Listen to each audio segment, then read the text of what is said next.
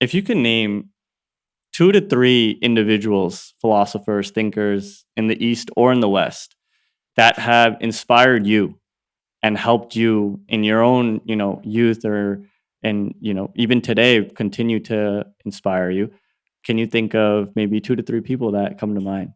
Oh, that's very easy. Okay. Straight away, it is Sri Ramakrishna and Ma Sharada and Swami Vivekananda. They all lived in the late 19th century and early 20th centuries. And they are all very central figures in this, let's say, the spiritual renaissance in Hinduism in India, especially, but across the world also. And the reason we are here today, I am here today, is because of Swami Vivekananda, who brought this Vedanta, the philosophy which I practice and teach. He brought it from India to the West all the way back in 1893, the World Parliament of Religions in Chicago. Right. And after which he came and started the Vedanta Society, where I am right now in 1894, which is the first Indian ashram in the West, actually.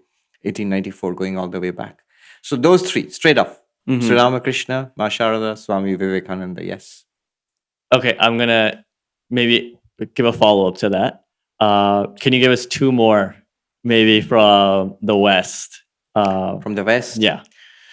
Um, I would say philosophers like Wittgenstein, and that's the most modern one. Okay. But yes, someone like you know um,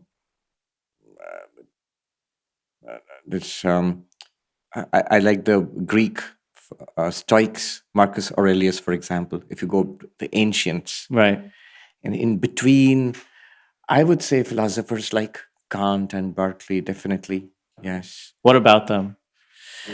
Uh, so the idea that through reason one can penetrate to the deepest realities of life and use it to transform our lives, to understand the secret of this universe. What is this universe? What are we? What's human destiny?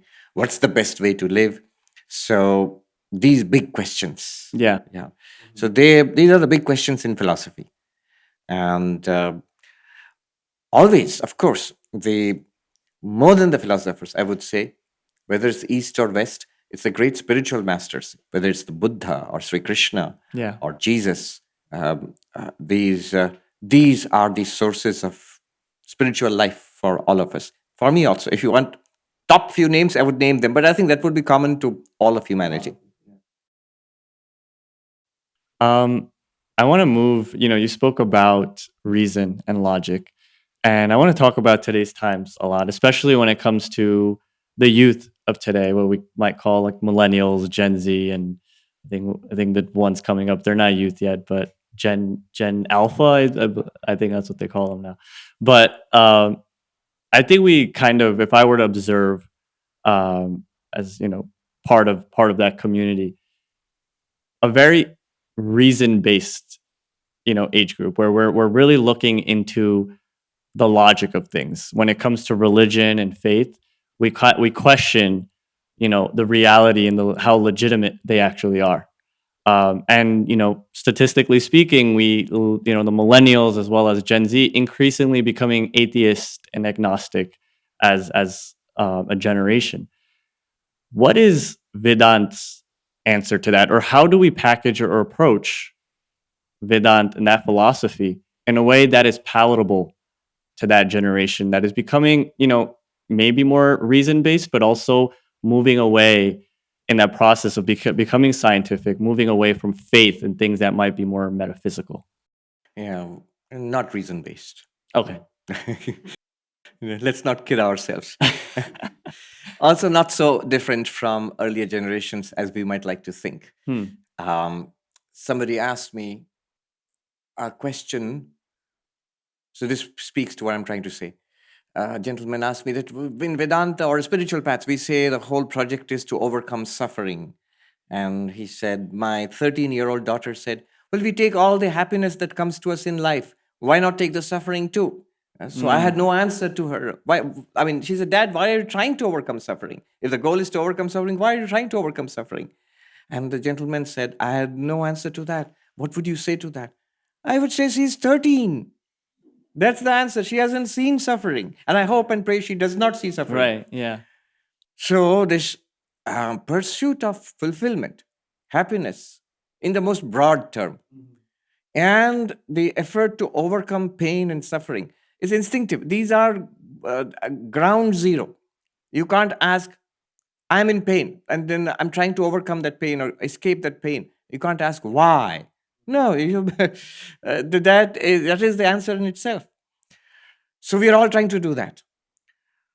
But the as you said, there is a big movement in the last few decades and in this generation, but it's not peculiar to this generation or even to our times.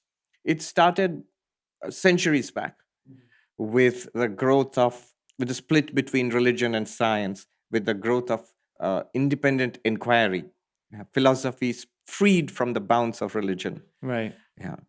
And then the questioning of religious dogma, which is you're seeing now it is reaching a peak.